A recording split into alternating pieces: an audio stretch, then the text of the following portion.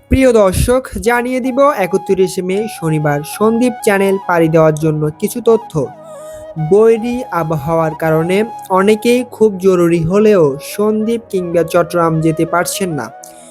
এখন পর্যন্ত দেশের ৪টি সমুদ্র বন্দরে ৩ নম্বর সতর্ক সংকেত বহাল থাকায় আগামীকাল ফেরি কপোতাক্ষ এবং জাহাজ এমভি মালঞ্চ যাতায়াত বন্ধ থাকবে।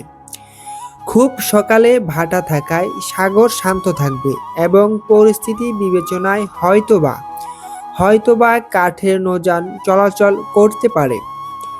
পরবর্তীতে একেবারে শেষ বেলায় আবহাওয়ার পরিবর্তন হলে তৎক্ষণাৎ সিদ্ধান্ত অনুযায়ী স্পিডবোট চলাচল করতে পারে।